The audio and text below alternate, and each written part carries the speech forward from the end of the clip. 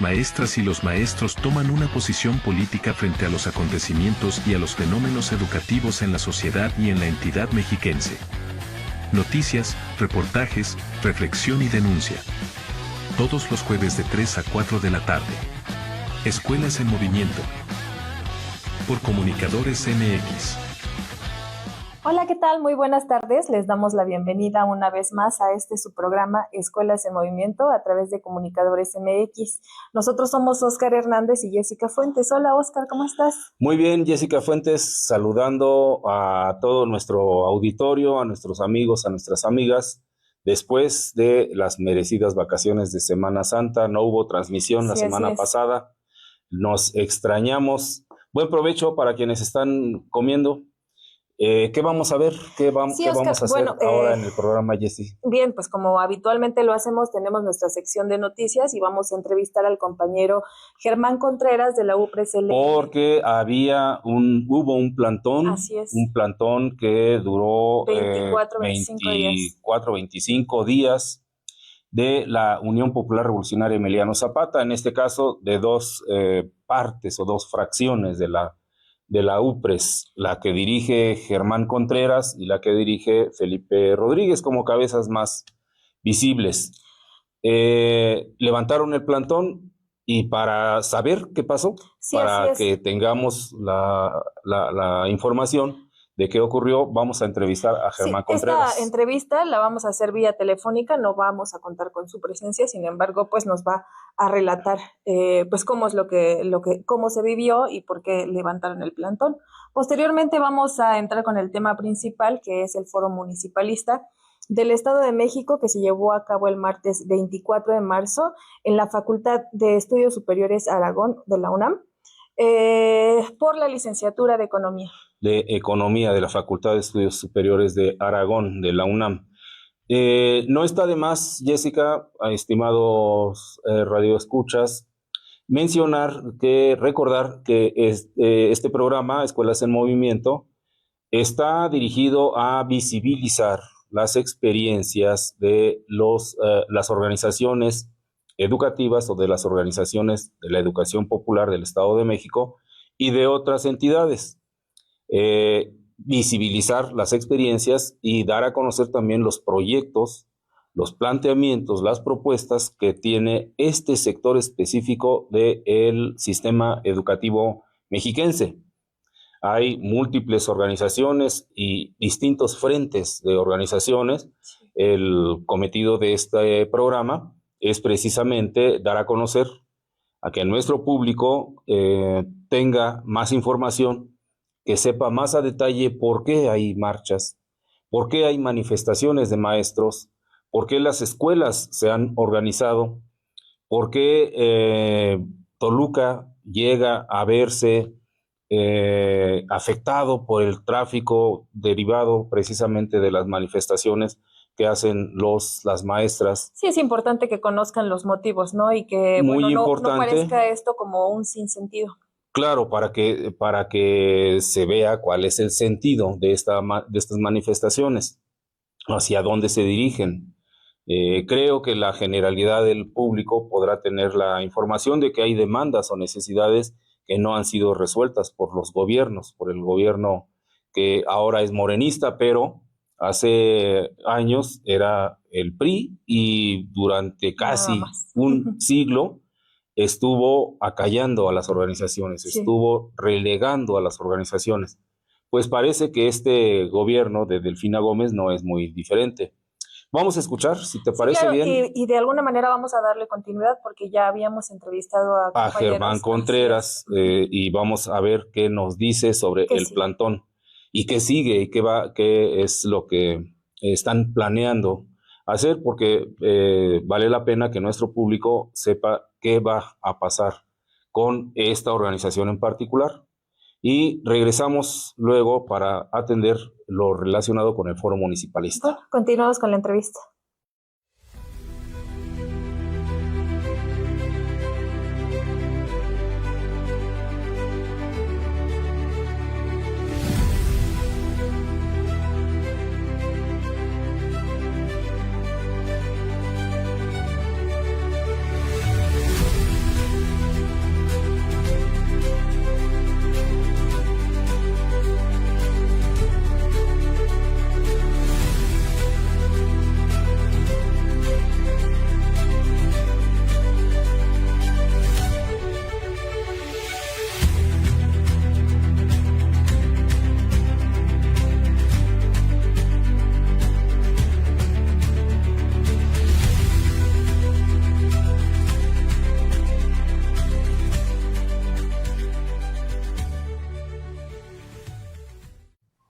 Pues bueno, vamos a dar continuidad a nuestro programa. Jessica Fuentes está está en la línea. Nuestro compañero Germán Contreras, quien es dirigente, la cabeza más visible de la UPRES LM, UPRES, Unión Popular Revolucionaria, línea de masas, que tienen una actividad destacada en distintos municipios de nuestra entidad. Germán Contreras, buenas tardes, ¿cómo estás? Muy buenas tardes, Oscar. Pues aquí, vivito y coleando, como dicen. Muy bien, obviamente después de una jornada extenuante, pero al parecer bastante productiva. ¿Qué nos dices de esta jornada? ¿Cuánto duró, Germán? Pues duró alrededor de casi 24 días, 25. 25 días de plantón frente al Palacio de Gobierno para exigir diálogo directo con la gobernadora Delfina Gómez. ¿Qué pasó con este diálogo, Germán? Bueno, primeramente, nuevamente, no nos ve, no nos oye, no nos escucha, no hay humanismo y no hay atención, pues, a las organizaciones sociales y principalmente desdeñan, sabiendo bien que el poder dinama del pueblo y más de la gente organizada que tenemos, pues debe esa premisa en la Constitución de organizarnos, y por otro lado el derecho a petición y el derecho a reunión y ser atendidos por el gobierno de turno, sabiendo que nuestra participación en el proceso electoral, para que ella llegara en los dos procesos electorales, tuvimos un papel destacado. Pero es como pidiendo favor, como, mendigando que nos dieran la audiencia, como si fuéramos de rodillas a la Virgen de Guadalupe y nos pidiéramos milagros, ¿no? Cierto, muchas organizaciones como la UPRES, como distintos frentes, distintos grupos, efectivamente participamos de manera muy activa, de manera muy consciente, para terminar con el régimen priista, un régimen de casi un siglo. Le apostamos, Germán, muchas organizaciones, muchos grupos, y al parecer, no al parecer, es un hecho que la gobernadora y su gabinete han hecho oídos sordos a las demandas de las organizaciones y particularmente de la UPRES.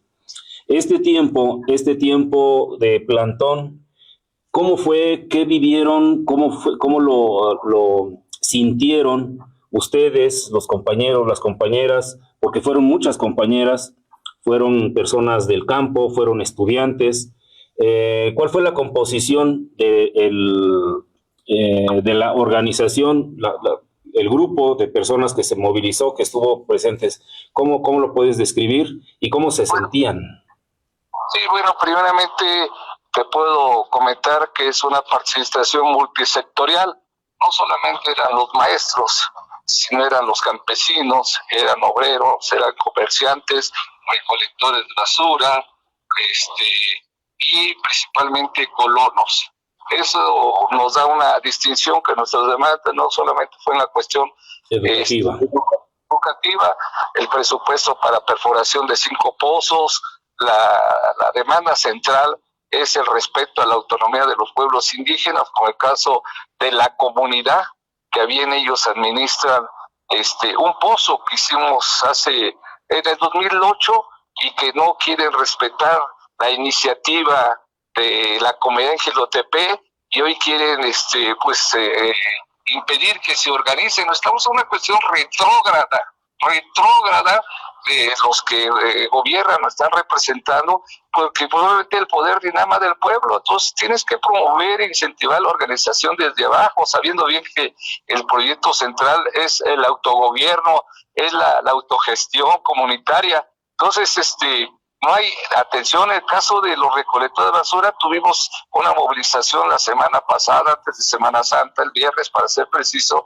en la Fiscalía de Texcoco, ya que hoy están utilizando la Dirección de Ecología, en el caso de nosotros, porque el recolectar basura, hoy creamos problemas ambientales. Compañero, no hubo un diálogo, no hubo mesas de trabajo. Ni siquiera hubo compromisos específicos que asumiera el gobierno del Estado de México. ¿Por qué decidieron levantar el plantón y cuál es el plan? O sea, ¿qué sigue? Bueno, tuvimos un buen gesto, hasta ahorita estamos esperando. El representante del municipalismo, Armando Quintero, nos llamó por teléfono y nos dijo que tenía la instrucción de poder buscar una mesa de diálogos. Entonces él nos pidió que levantáramos el plantón y es el único pivote que está, digamos, sensible, yo creo por instrucciones de la Presidenta de la República, Claudia Sheinbaum, de poder llevar una mesa de diálogo, y estamos esperando después de esta Semana Santa una reunión con él y obviamente con la gobernadora y el secretario general de gobernador, Horacio Duarte. Pero lo que nos preguntaba, Oscar, ¿cómo se sentía? Bueno, el clamor y la consigna es que Horacio quiere, pero no sabe resolver. Esa era la consigna. Entonces, quiere resolver, pero no sabe. Horacio quiere, pero no sabe resolver. No puede o no quiere resolver. Esa era la consigna. ¿Cuál fue el balance que ustedes hacen de esta jornada de lucha? No hay un diálogo directo con el gobierno del estado, hay el compromiso de que un funcionario federal, Armando Quintero, que trabaja de la mano en la zona metropolitana precisamente para activar el plan regional, el plan de desarrollo de la zona oriente del Estado de México, los va a recibir, pero todavía no hay una fecha específica. ¿Cuál es el balance político que ustedes pueden hacer de esta acción? Bueno, primeramente el balance político es positivo. ¿Cuál es el balance positivo? De que los compañeros pues ya cayeron, ya salieron de esa sueño, esa esperanza y que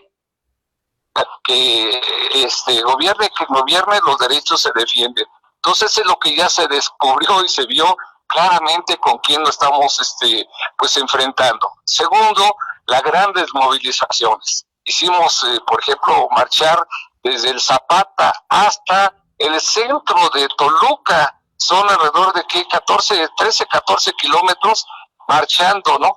Y entonces eso nos dio una cohesión como no te imaginas, una combatividad, y bueno, pues ellos pensaban administrar el tiempo, y en la medida que pasaba más el tiempo la gente se mantiene más consciente y más combativa.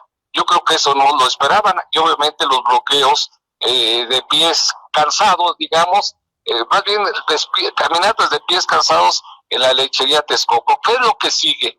3 semanas tenemos una reunión municipal, estatal, donde van a llegar todos los compañeros dirigentes, va a ser en la colonia Unidad Habitacional Sergio Méndez Aceo, para ver si se aprueba en la asamblea cuál es la protesta en las embajadas, denunciando al gobierno del Estado de México.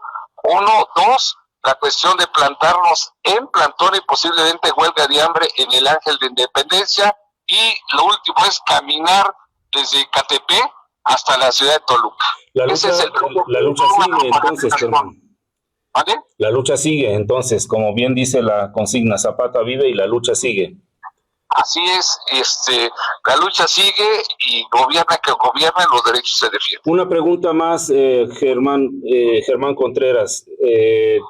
Ustedes fueron parte de esta jornada, pero también la UPRES, esta otra parte de la organización que dirige Felipe Rodríguez y Moisés Rodríguez, a quien entrevistamos cuando estaban en plantón, se levantaron conjuntamente, se levantaron cada quien por una decisión. ¿Cómo fue esto? Bueno, primero ellos se levantaron porque sí lo decidieron. Correcto. Digamos, fue un jueves, después de algunas movilizaciones que hicieron, y nosotros nos mantuvimos porque el ofrecimiento es que la Subsecretaría de Gobierno, a través de Antonio Cervantes, nos ofreció que nos iba a tener fecha de reunión con la gobernadora, el secretario general de Gobierno, Horacio Duarte, y el secretario de Educación, pero como hemos denunciado la gran corrupción, la cloaca que está en la Secretaría de Educación, de 300 aviadores y parece que más de 800 millones de pesos desviados, pues yo creo que como fuimos cuestionando todo eso, como fuimos los primeros que hemos pedido incluso la remoción del secretario de Educación, yo creo pues obviamente nos castiga, ¿no? O sea, no hay derecho. ¿Mantienen ustedes esta consigna, esta demanda, que renuncie, que se separe del cargo a el secretario de Educación, Miguel Ángel Hernández Espejel? Así es, porque obviamente también sigue, esto demostró que sigue la estructura del PRI, Alfredo Cruz, Gonzalo, tanto en básica como en educación media superior, siguen los mismos vicios. Y tú sabes que esos 300 aviadores estaban principalmente descubiertos en la parte de básica, ¿no? Imagínate, ¿no? Por ejemplo, dicen que hay una escuela Wenceslao Laura en Ecatepec y no encuentran la escuela Wenceslao Laura. Sí, mucho que decir respecto de esta cuestión que al parecer está involucrándose ya la Fiscalía para tomar el asunto. Germán Contreras, te agradecemos mucho, tenemos el tiempo limitado en esta ocasión, reconocemos ampliamente, admiramos su lucha, les reconocemos ampliamente. Por favor, un saludo, un abrazo fraterno de nuestra parte para todo su colectivo y seguimos informando y seguimos en contacto, si te parece bien. Sí, muchas gracias y también te quiero informar que estamos casi en la espera de sacar de las de las mazmorras. Parece que ya va a salir un compañero de los 3 presos políticos. Eso nos da mucho gusto. No por el gobierno, sino porque las atenuantes que tú me preguntabas la vez pasada de despojo y extorsión se les ha caído. O sea, la fiscalía sigue siendo utilizada para reprimir a los movimientos sociales. Ese es lo que quiero decirte. Y por otro lado, pues agradecerte a ti y tu radioescuchas, que es la voz de los que queremos tener esperanza. Es la voz de este medio y que deseo muchos años de vida. Muchas gracias. Muchas gracias, compañero Germán Contreras, dirigente de la UPRES Línea de Masas. Seguimos en contacto. Un abrazo fraterno. Gracias, Germán. Un abrazo. Sí, Zapata vive, la lucha sigue. Zapata vive, la lucha sigue. Sí, señor.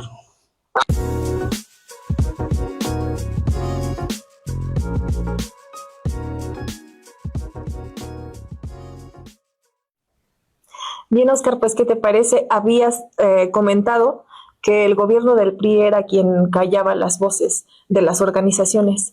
Y tal parece que no solamente el gobierno del PRI, ¿no?, sino también lo que era para nosotros una esperanza.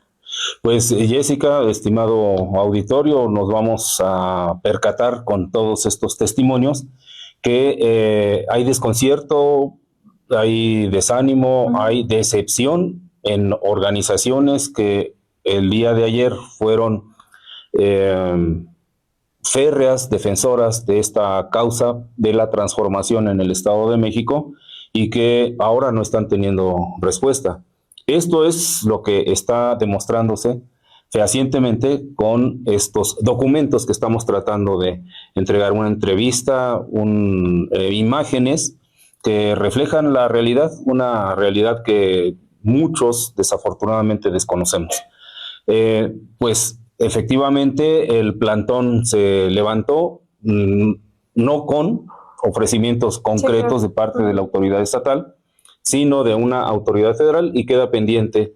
Vamos a estar al pendiente con Germán y con otros compañeros. De las cosas importantes que el compañero relata es que, bueno, el logro ha sido grande porque desenmascarar al gobierno ya es pues crear conciencia entre la población, claro, sí, darse cuenta de que el ejercicio del gobierno no está cumpliéndose cabalmente, no está cumpliendo los compromisos, no está alcanzando esa estatura que prometió. Que lamentable, pero hay que decirlo con todas sus letras, hay decepción. Sí, Oscar, bueno, pues entonces vamos a pasar con el foro municipalista del Estado de México, que se llevó a cabo el día 24, como ya lo habíamos mencionado, el 24 de marzo, en la FES Aragón de la UNAM, por la licenciatura de Economía. Nosotros estuvimos ahí, tú estuviste tomaste la palabra, Oscar. ¿Cómo te sentiste? ¿Cuál es tu percepción? Sí, a mí me tocó hablar sobre la gobernanza. Pero vamos a ver un video posteriormente. Sí. Lo que sí quisiera desde ahora adelantar es que Participamos estudiantes de bachillerato, de Prepa 55, 224, de la 171 y de la Universidad Nacional Comunitaria, compañeros y compañeras del Movimiento Magisterial Mexiquense. Nos dimos cita porque es una temática relevante, Sí. muy relevante a la luz de lo que está pasando en el oriente del Estado de México. Una inversión cuantiosa, más de 75,000 millones de pesos, que se destinan a un plan integral, en donde 10 municipios son beneficiarios, se dice que 10 millones aproximadamente de habitantes, para atender el rezago histórico, esta deuda histórica que el Estado tiene con la población de estas demarcaciones. Es un plan que ha llevado a la presidenta de la República en tener múltiples reuniones y actividades con los 10 presidentes municipales y la gobernadora. Es una noticia que está permanentemente en la mañanera, que está anunciándose en los medios de comunicación, porque implica un despliegue de recursos, un despliegue de personal que no tiene precedentes en el oriente del Estado de México. Hay que reconocerlo. Sin embargo, las demandas, la situación que viven organizaciones, grupos y comunidades no está teniendo un beneficio concreto. Y de esto se habla en el foro. Recordarás, Jessica, porque también estuviste presente, que confluyeron en este foro académicos de la UNAM y de otras instituciones. También personajes o funcionarios públicos del gobierno federal, distintos funcionarios por ejemplo, diputados y senadores que estaba previsto que estuvieran en el foro. Se había invitado, estaba en el cartel, Higinio Martínez Miranda, no llegó. Estaba invitado también el representante de la zona metropolitana, el coordinador general para el federalismo y el desarrollo municipal, que es Armando Quintero. Un personaje de la política desde hace muchos años, un obradorista, un funcionario de Morena, que ha tenido múltiples papeles como gobernante, como líder sindical, incluso en la UNAM. Estuvo Saúl Escobar Toledo haciendo su alocución en torno al desarrollo municipal. Entonces hubo estas tres grandes visiones. Sí. La visión académica, a partir de el interés que tienen los y las estudiantes de economía de la FES Aragón, particularmente un seminario sobre el municipalismo. Estuvo la otra esfera o la otra visión, que es el de gobierno, los gobernantes que están llevando a cabo, tratando de concretar el desarrollo municipal en los municipios, particularmente del oriente del Estado de México, pero también de otros se habló. Y por otro lado, magisterio. El de estudiantes y magisterio. Fue muy clara una posición de crítica a la política institucional, a la política municipalista. Fue perfectamente claro que hay denuncia, que hay oposición a esta visión desarrollista de una planificación, de una planeación que no ha surgido desde las comunidades que sienten, que viven la problemática.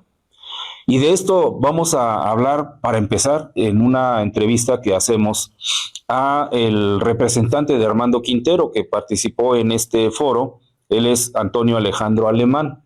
Él vino representando al foro al coordinador general para el federalismo y el desarrollo municipal, Armando Quintero. Le hacemos algunas preguntas Y después veremos un segmento de su participación en el foro, de qué está planteando para el municipalismo. Entonces, si te parece bien, Sí, Jessica, claro, Oscar, vamos a ver esta entrevista que se le hace a uno de los máximos representantes del desarrollo municipal a través del Plan Oriente del Estado de México.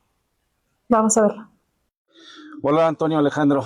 Oscar Hernández Neri, del programa Escuelas en Movimiento, que se transmite por Comunicadores MX. Te agradecemos mucho estos minutitos. Nos interesa tu opinión sobre lo que está pasando en el oriente del Estado de México a propósito del Plan Oriente. Se han inaugurado bellísimas instituciones en Chimalhuacán, Chicoloapan, por ejemplo, con grandes inversiones para centros de bachillerato tecnológico. Pero tenemos escuelas preparatorias, por ejemplo, la Prepa 55, la 224, la 171, también en esa región, que no tienen computadoras, que no tienen bardas perimetrales. Hay escuelas que no tienen terrenos, hay escuelas que no tienen claves de centro de trabajo.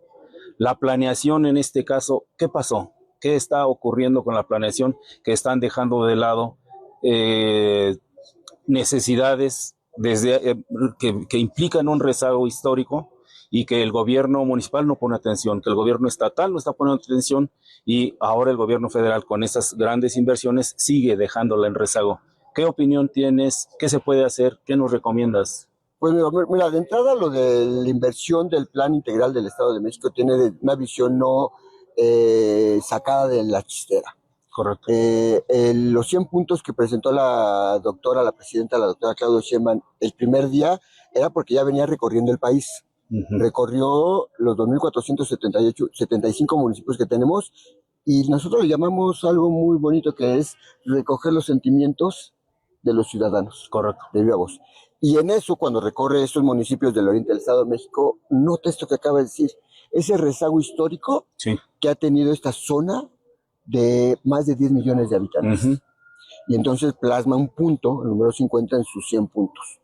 Y ahora que ya llega, después que ya está como presidenta, asigna y empezamos con todo el recorrido de reunirnos con los presidentes municipales, con el Estado, para generar una política tripartita. Que son frecuentes, ¿no? Son frecuentes. Los encuentros. Pareciera que ha sido algo fácil, pero convencer al presidente municipal o ver esa visión de integración fue complicado. Eran 10 presidentes municipales desde el Estado. Fue un trabajo de coordinación, de convencimiento, de estrategia para poder llegar a firmar todo este plan. Y les decía hace rato, en la independencia de cada municipio presentó su estrategia en el Plan de Oriente y el Estado y nosotros lo que hicimos es fortalecerla.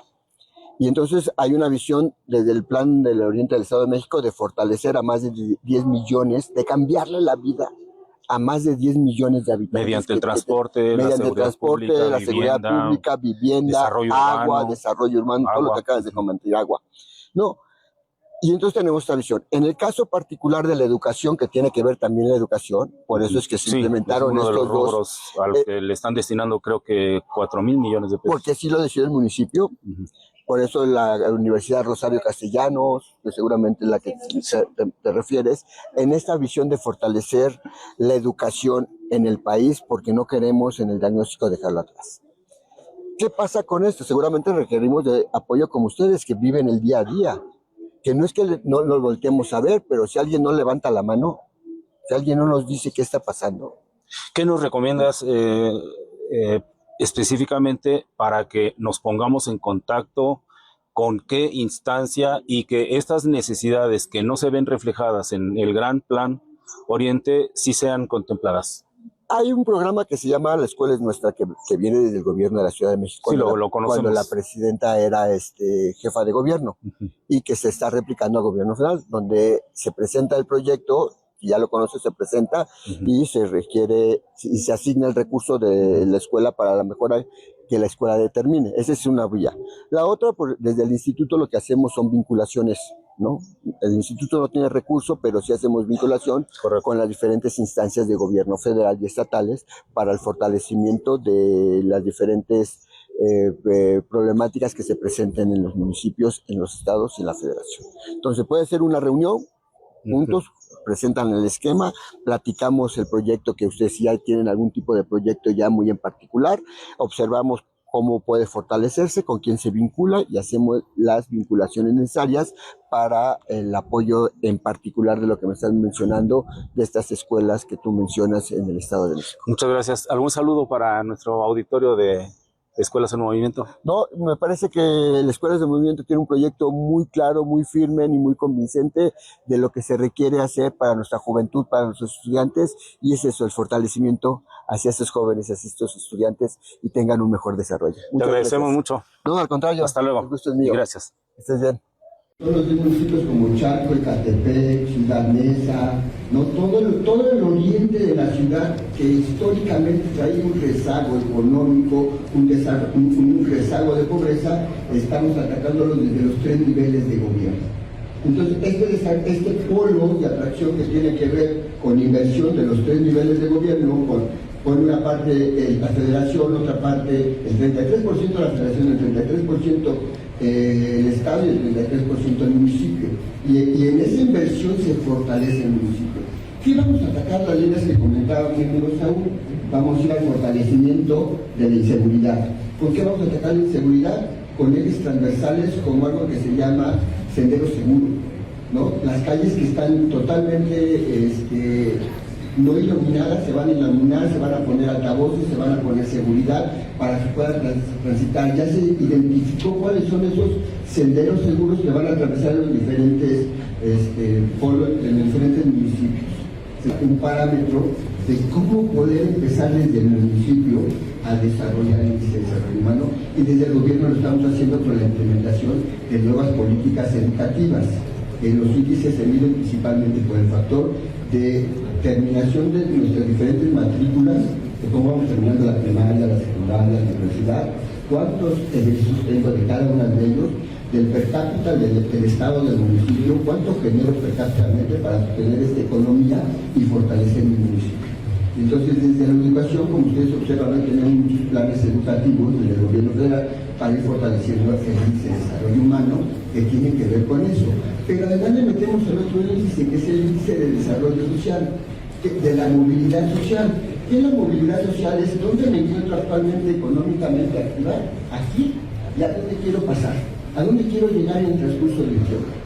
Y lo que observamos para poder moverte de este lugar y llegar acá, la única forma de que tu movilidad social, tu economía pueda cambiar en el municipio, en los ciudadanos, es la capacitación. Bueno, Oscar, pues esta entrevista que le haces a Antonio Alejandro Alemán me hace mucho eco porque hay puntos en los que él dice que este plan integral del Estado de México, el Plan Oriente, se plasmó por una serie de viajes en los que se escucharon los sentimientos de las y los ciudadanos, ¿no? Y que en base a eso se construyeron las estrategias para resarcir estas problemáticas, ¿no? Sin embargo, me parece que, bueno, estas estrategias, dice él, las toman porque cada municipio las propone, pero estas estrategias no son discutidas, no son analizadas con antelación y solamente se van hacia... No son consensuadas, no devienen de la discusión o de la intervención, participación ciudadana.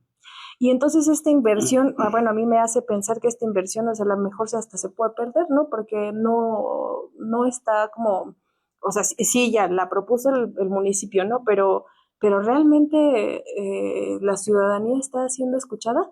Bueno, esa una parte, ¿no? Y la otra es que, bueno, tú le hablas de que con respecto de la inauguración de centros de bachillerato tecnológico, en contraposición con los bachilleratos que ya están establecidos y las escuelas que no tienen CCT, que no tienen barda perimetral, que además están faltos de equipamiento, ¿por qué esta deuda, no? O sea, porque él dice, no, bueno, es que hay que alzar la voz, pero nosotros una y otra vez hemos levantado la voz, es decir, sí hemos manifestado nuestras necesidades, nuestros intereses, y no solamente nuestros intereses, las y los estudiantes que albergan nuestras instituciones, ¿no? Entonces sí me parece un poco, bueno, y contrastándolo con la entrevista que tuvimos con Germán Contreras, pues entonces ¿estamos siendo escuchados o no? La reflexión que haces nos lleva a concluir que hay una distancia enorme entre el plan integral y las necesidades reales de la gente, de las escuelas, de las organizaciones. Hay un abismo y este abismo tiene que resolverse y tiene que desarrollarse mediante tensiones, la lucha social, la confrontación que tienen las organizaciones con el gobierno estatal, con los gobiernos municipales, se derivan precisamente de este distanciamiento que hay entre las políticas públicas y las necesidades reales. Y lo vamos a ilustrar todavía más en este foro de la FES Aragón. Queda muy claro cuando intervienen distintos ponentes. Uno de ellos, por ejemplo, el exdiputado, compañero Juan Pablo Sánchez Rodríguez, que fue parte de la UPRES, fue parte de una organización, fue diputado federal en 2 periodos, y siendo ahora director de una escuela preparatoria en Ciudad Neza, la zona norte, es muy crítico y se va duro contra el gobierno porque le hace una denuncia pública de cómo están ignorando las demandas de las escuelas en las comunidades. Nos ilustra lo que está pasando en el sentir de estudiantes, de jóvenes, de directivos escolares. Vamos a ver esa entrevista, un segmento de su intervención en su ponencia. Y también que les habla va a hacer su ponencia en torno a la gobernanza, o sea, qué pasa con el quehacer del gobierno para que las decisiones se instauren en la realidad, para que las políticas públicas se concreten en las comunidades, en las poblaciones. ¿Cómo es lo que nosotros estamos observando? Es precisamente de lo que hablo en esta ponencia, y pienso que con esto podremos contrastar esta visión que nos muestra la oficialidad con lo que nosotros desde otra perspectiva estamos mirando. Vamos a ver estas 2 intervenciones, parte del foro municipalista, y regresamos para continuar con nuestras reflexiones, si te parece bien. Bueno, vamos a verlo. A veces aquí hay un problema, que quieren que las escuelas lo paguen, las escuelas públicas lo paguen, y ni el municipio, que no es una de sus tareas, pero ni el Estado ni la Federación asumen ese gasto público, que es muchísimo para una escuela pública. No hablo de las privadas, porque las privadas, pues por eso digo, lucran de manera lícita, pero tienen para pagar la luz.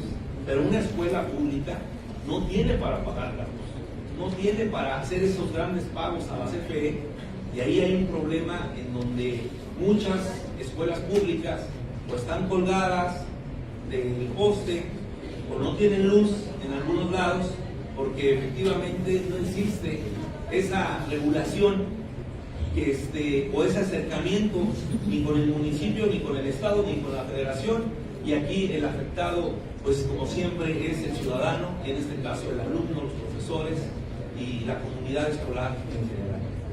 Bueno, aquí yo decía que una de las funciones del municipio podrían ser, de las funciones claves del municipio en educación, pues, tienen que ser mantener la infraestructura y ser responsables de las condiciones físicas de las escuelas, tanto locales como federales. Ese es un gran problema, en donde el municipio en ocasiones se tiene que hacer cargo de esta infraestructura mínima de las instituciones públicas. Yo aquí hablo de lo público, porque es a que le corresponde al municipio, tanto de escuelas estatales, no hay escuelas municipales, tanto de escuelas estatales como de escuelas federales. Y es un cargo grandísimo en cuestión económica, y por eso cuando nos acercamos al presidente municipal, a los regidores, pues lo primero que se nos dice es que no hay dinero. No hay dinero porque efectivamente, y dice, y no está dentro de nuestras atribuciones, porque en el artículo 115 del Constitucional, si se fijan ustedes, no marca o no menciona para nada la educación pública, de ese acercamiento o de esta soberanía que tiene los municipios. Y es un problema fuerte que no se ha podido resolver y que efectivamente lo tenemos que resolver, porque no existe esa corresponsabilidad entre el gobierno federal, entre el gobierno estatal, y ahí se rompe totalmente con el gobierno municipal, que es el gobierno más cercano que tiene la gente. ¿Por qué? Porque dice el municipio, pues no es mi chamba. O sea, yo te ayudo con el agua, te ayudo con el alumbrado público, te ayudo pues con la basura, pero no tengo yo dinero para poder inmiscuir. Hay municipios muy desarrollados, hablo de municipios que tienen altos presupuestos, que sí le invierten a la educación pública, y que no le corresponde, pero que sí hacen los famosos arcotechos, te generan algunas construcciones como salones, baños, pero son pocos los municipios. Y digo pocos porque en el Estado de México hay municipios que tienen presupuestos, monumentales, yo dijera, ¿no? ¿Cómo es que ocurre la gobernanza realmente? Como dicen los cánones, como dicen las leyes, no. En los municipios la gobernanza es de otra manera. En los municipios se hacen cacicazgos. ¿Qué es un cacique? Según el lenguaje antiguo mexicano, es un líder. Pero solemos entender que un cacique es el que abusa del poder, es el tirano, es el déspota. Y eso se hace en los ayuntamientos. Los usos y costumbres son esas, hacer caciques. Y aquí hay quien ha sido presidente municipal, y yo creo que no me va a dejar mentir. Se hacen caciques, es decir, gobiernan, se toman los recursos. ¿Y cómo se gobierna? Porque si vamos a hablar de gobernanza es cómo se toman las decisiones y cómo se controla el ejercicio del poder. Pues se reparten el queso, se reparten el pastel, y el presidente municipal, el que queda electo, para que sus regidores puedan tomar decisiones como él quiere, tiene que repartir recursos, obra pública, o permisos para robar aquí, para robar allá, para hacer esto, para cobrar aquí, para rentear aquí, para rentear allá. Lo sabemos, lo hemos visto, nos consta en Chicoalopan, en Chimalhuacán, en Nezahualcóyotl, en Los Reyes de la Paz, en Ecatepec, por decir tantitos. Así es como se hace la política. ¿Cuál ética? ¿Cuál desarrollo? ¿Cuál sustentabilidad? Los municipios son los sitios del terror, en donde las policías municipales se ensañan con los chicos, con las chicas, se ensañan con los borrachitos, se ensañan con los greñudos que traen un churro de marihuana, ¿o no? A uno de nuestros estudiantes lo mataron con balazos en la espalda porque corrió hace 4 años en el gobierno de Nancy Gómez. Lo denunciamos, hicimos manifestaciones de repudio, y eso nos costó que ahora el municipio todavía incluso cambió la administración, y el municipio no manda patrullas, aunque tengamos la necesidad, y el Estado de México tampoco. Así es como se hace la gobernanza, repartiendo el queso con una racionalidad completamente electoral. El presidente municipal tiene que el jefe tiene que pactar con los caciques pequeños, con los tiranos chiquitos, con el de los tianguis, porque va a arrimar votos y va a arrimar dinero en la campaña, y luego va a recibir el queso y el presupuesto público, el erario, y va a tomar decisiones en su zona. Y tiene derecho y tiene posibilidades de rentear a todos los tianguistas, los talibanes en Chicolapa, por ejemplo. Eso es lo que está ocurriendo, así es como se toman las decisiones. ¿Cuál desarrollo, cuál sustentabilidad, cuál buen vivir? Así es como se toman las decisiones. Y la otra, la gobernadora dice qué es lo que hay que hacer, el gobernador dice qué es lo que hay que hacer, y si no te ciñes, presidente municipal, no te toca el presupuesto. Así se toman las decisiones, así se gobierna. Lo sabemos de muchos municipios, no solo en el Estado de México, en Puebla, en Oaxaca. La gobernadora, el gobernador, el grupo en el poder reparten el queso, reparten el erario público. Te toca, sí, siempre y cuando me arrimes a tanta gente en tal evento, siempre y cuando te ciñas a determinados programas que vamos a implementar. ¿Y de qué otra manera? Bueno, desde la federación se dice, tenemos tanto presupuesto, este es el presupuesto que vamos a asignar, te sumas, lo tomas o lo dejas. ¿Cómo no se van a ceñir los presidentes municipales, la gobernadora, a un plan oriente en donde dice va a haber 75,000 millones de pesos y esta es la lógica, esta es la racionalidad que queremos? Por ejemplo, hacer tecnológicos para que los jóvenes se alimenten el mercado laboral, para que alimenten el mercado de trabajo, de mano de obra, para aquellas empresas de desarrollo, ciberseguridad, inteligencia artificial, para estos nuevos tecnológicos. Pero las prepas, como dice Pablito, las prepas que ya están aquí, ni computadoras tienen, o tenemos. Algunas ni siquiera sanitarios, ni terrenos propios. ¿Cómo es eso? Pues es que hubo una definición desde la federación y el gobierno del estado se alinea o se queda sin recursos. Se alinean los 10 municipios que van a beneficiar a 10 millones de habitantes o se quedan sin recursos. Imagínense, esto es la gobernanza real. ¿Qué se necesita? Pues sí, una ética, por supuesto. ¿Y a poco la ética les va a venir de sí mismo? Por arte de magia. La ética tiene que ser impulsada por la organización social y por la lucha social y por la protesta, por la denuncia pública, como lo estamos haciendo en este momento en esta universidad. Dicho sea de paso, universidad en la que di clases en planificación para el desarrollo agropecuario durante 8 años y ya no me recontrataron porque tenía problemas políticos, órdenes de la rectoría. Esto es lo que cuesta la protesta y la lucha social. Esto es lo que genera en todo caso tejidos sociales como las escuelas que hoy nos acompañan y que protestamos y que decimos basta y que hay que cambiar las cosas.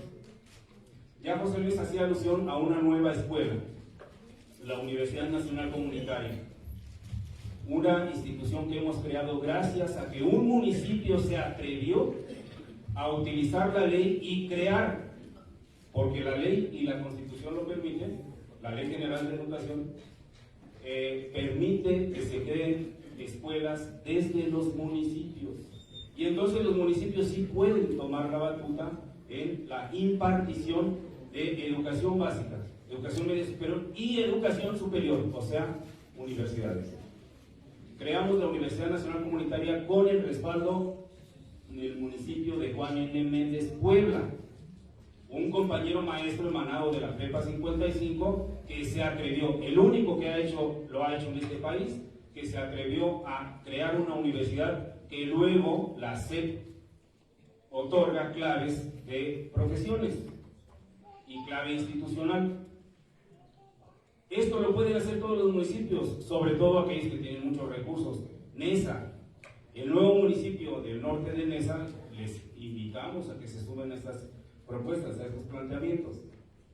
Y así todos los municipios tienen esta capacidad, esta posibilidad, incluso esta obligación. Me parece que es necesario que se sepa que la gobernanza tiene que estar acorde a los procesos educativos. Los núcleos más vivos intelectualmente hablando de todo territorio municipal son las escuelas. Si las escuelas se activan como centros de irradiación del saber, donde se practique el saber y haya se signifiquen hubs de conexiones para que las regiones hagan su política comunitaria y que la política comunitaria se engarce con la política pública, las cosas van a cambiar. Esa es nuestra apuesta, tenemos ejemplos, tenemos experiencias y las podemos compartir. Este es nuestro planteamiento entonces central, políticas comunitarias defendidas con lucha, con autogestión, pero articuladas a las políticas públicas. Ojalá que autoridades intelectuales, académicos,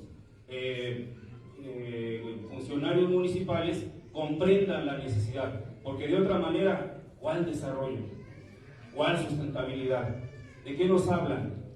Si los chavos, si los estudiantes están siendo hostigados, están siendo descuidados por la seguridad pública en las calles. Gracias.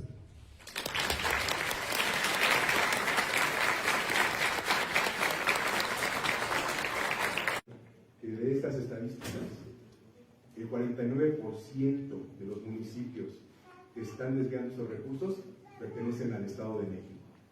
Entonces, una entidad federativa que requiere una revisión urgente es el Estado de México. Los índices de corrupción aquí son inmensos. Entonces, esto que les traigo es sí, lo hago un ánimo constructivo, no es un ánimo solo destructivo y criticar, sino tenemos, como académicos, somos responsables de hacer escrutinio al poder. Y nosotros somos responsables también de plantear las soluciones. Entonces, esto es lo que yo consideraría que sería un inicio de lo que hay que replantear y que se suma a las propuestas que han realizado los ponentes que me prefirieron. Y pues yo les agradezco mucho este tiempo, este espacio, y es un honor estar aquí ante la comunidad de la FES Aragón. Gracias por todo.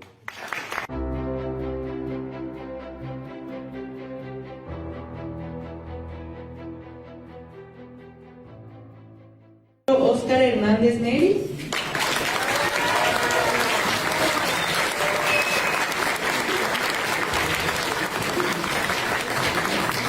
Pues aquí las exposiciones de algunas botones de muestra, digámoslo así. Juan Pablo haciendo denuncia prácticamente, reclamos de a los gobiernos municipales. Él alude a la falta de normas o de leyes para que el municipio se involucre en la educación pública. Pienso que hay que hacer una precisión. La Constitución, la Ley General de Educación, sí prevé que los municipios, como parte del Estado, se involucren en la educación. Es más, el municipio tiene la facultad de impartir educación básica, educación media superior y educación superior. Eso está establecido en el artículo 3º constitucional, está establecido en la Ley General de Educación. Que no lo hacen por falta de presupuesto, eso es otra cosa. Que no lo hacen por la falta de la autonomía financiera, como bien lo dice David Alejandro Parada en la última intervención.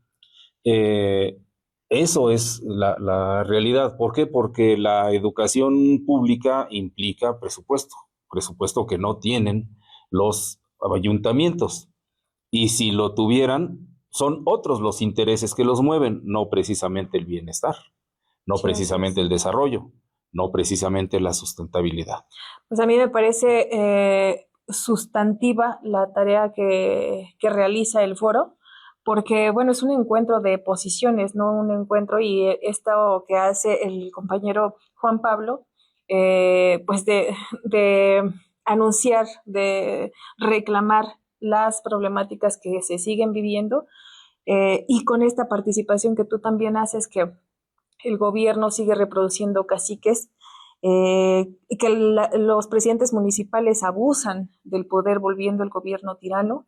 Fíjate que no solamente nosotros, Jessy, también hubo voces en el foro del público, estudiantes, hubo profesores, particularmente del movimiento magisterial mexiquense, que hacen la denuncia. Claro que sí, que esa tarea fue sustantiva, ¿no? Porque le echan en cara al gobierno las cosas que no se están llevando a cabo, aunque en el discurso digan que sí, ¿no?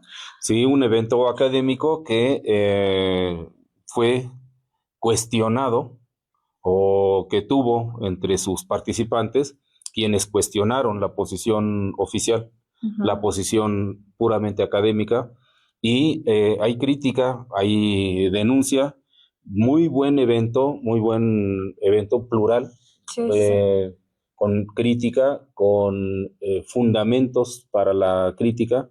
Entonces podríamos decir que es un foro que ha sido un ejemplo y que habría que promover en las instituciones de educación superior como la UNAM y como las demás universidades, este tipo de encuentros, este tipo de diálogos en donde se vea por parte de los estudiantes, de quienes están formándose profesionalmente, que existen distintas maneras de mirar la realidad, de mirar un solo fenómeno, en este caso, pues la planeación o la gobernanza municipal. Hay distintas posiciones y aquí se vieron muy claras.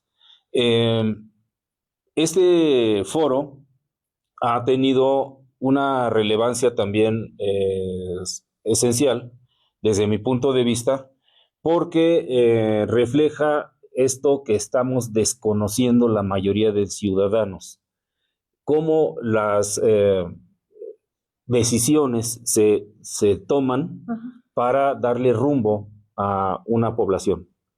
Se nos ha dicho por parte de la Presidencia de la República que se está atendiendo el rezago, esa deuda histórica que el Estado tiene con la población del oriente del Estado de México y que está resolviéndose. Y efectivamente hay inyección de grandes cantidades de recursos al transporte, a la salud, a la educación, al desarrollo urbano, pero no está llegando a donde tiene que llegar, incluso a detalles tan minúsculos, aparentemente. Y se dice que esas estrategias son propuestas por el municipio, ¿no? Sí, y o sea, el gobierno municipal, que es quien tiene la facultad de planear localmente, no está cumpliendo su cometido. Detalles tan minúsculos como el pago de la energía eléctrica de las escuelas, que se le queda como responsabilidad a padres, madres de familia, y no lo hace ni la autoridad municipal, estatal o federal. Hay otra cosa en ese sentido, Oscar, que dice, me parece que Juan Pablo, que no hay una correlación, ¿no?, entre el gobierno federal, el gobierno estatal con el gobierno municipal, y que el gobierno municipal pues no puede responder a las demandas de la ciudadanía porque pues no está respaldado tampoco, ¿no?